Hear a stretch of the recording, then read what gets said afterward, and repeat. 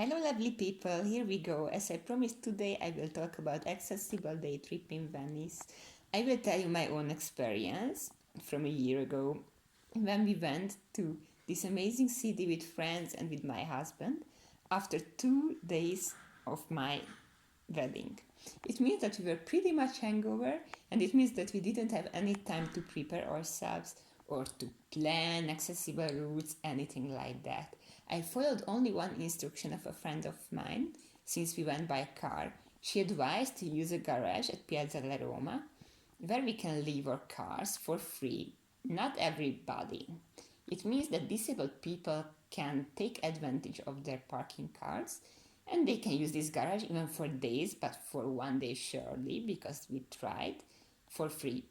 How it works? Easy. You get a ticket at the entrance, you go inside, you enjoy a city. After that, you come back, you take your ticket and your parking card, you bring it to the office. At the office, they will stamp it, but be careful because you need to think about the opening hours. And when they stamp it, you can just get out from the garage for free. After that, we left the garage. We just went to the Vaporetto station, which is at the same square, Piazza La Roma. It is one of the main Vaporetto stations of the Laguna. There we got the information that people with disabilities and their companies could get tickets for €1.5, which is amazing because normally you should get a ticket for 6-ish, I guess. I'm not sure about it because I could enjoy this fantastic price, and don't hesitate to ask for your discount, because maybe if your friend goes there, then they will not know that there is a disabled person on board, so they will just not give you the discount. About the accessibility of these water buses, which are the Vaporettos, it's synonym, they are accessible, simple. There are mobile ramps which will be placed by the staff of the public transport system. So you just let them know that you are coming and they will place the ramp and make you the way. It's important to make you the way because there are a lot of tourists and maybe they are not used to it to make nice queues. It depends on the culture, so be prepared to push a little bit and to make yourself wait, because otherwise you cannot take that vaporetto, and it's very bad because once you put the ticket in the machine and it's valid, then you have to take the boat, otherwise you have to buy another ticket. We were there on the edge to miss a water bus like this. That's why I advise to watch out of the tourists. After that, we took this tour, let's say, because it's an amazing and very cheap tour to see all the city, all the attractions, the most important buildings, theaters and museums from outside. If you have only one day, then you don't have to go inside, it's enough to see from outside. And this Vaporetto trip takes 45 minutes if you go from Piazza Roma to Piazza San Marco, which is the other final station. We really enjoyed it. It was breathtaking and it's worth it a lot. Then we got off at Piazza San Marco. And there is a church, and we went to visit the church, which is normally completely accessible.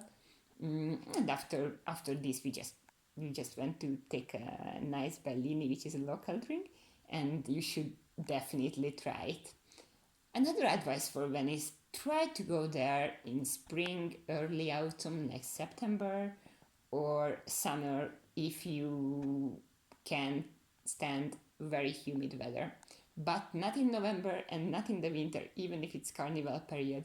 If it's carnival period, it's far too crowded, people don't see you, and also it can happen that the whole city will be underwater, like it happened in these weeks. I don't know if you're informed about it or not, but these weeks Piazza San Marco and all the little streets and the alleys of the center are flooded, and for this reason I think it's completely impossible.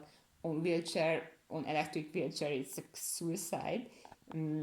So for this reason I advise to go there in autumn or late spring. Also because there is a famous marathon period of the city, and for this period they place ramps to all the bridges, which makes that you can walk around the city without taking vaporetto. You can save money, and also it's another kind of experience to see all these beautiful buildings from the street and not from the laguna, not from the canals. And obviously you can see much more this way as well.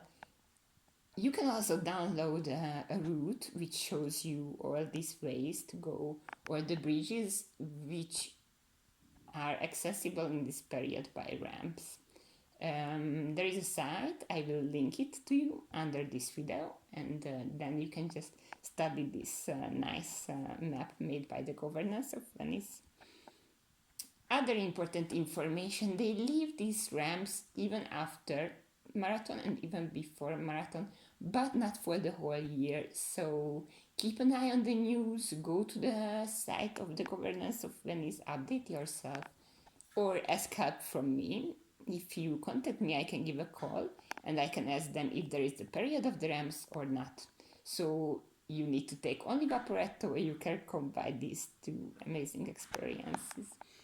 I can also make calls to museums to ask information about their entrance accessibility. I can give you a very concrete example. A friend of mine came from Switzerland and she wanted to visit Guggenheim Museum. She's an electric wheelchair like me, she has SMA as well.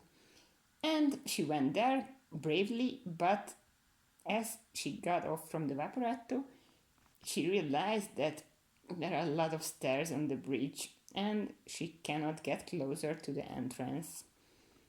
So I made a call, and the staff of the museum were very nice, very helpful, and they explained to me that she should have got another line and get off from another station, and then there is a ramp, and then she could get in without any problem. I explained to her this way, and then she confirmed that it worked perfectly. So sometimes, especially if you want to visit museums, if you have very specialized plans or to-do list, then it's worth to inform yourself and ask the help of somebody who can speak Italian, because it makes things a lot more easier. Also because Italian people are not so good at English usually, so it can be very helpful, especially if you need to use words which are not very common, like wheelchair. And that's the reason why I made Roll Italy. So you can ask me anything about Venice. Don't hesitate to write me a mail, leave me a comment, give me some suggestions what to add to my videos. And have a lovely evening, guys. Bye bye.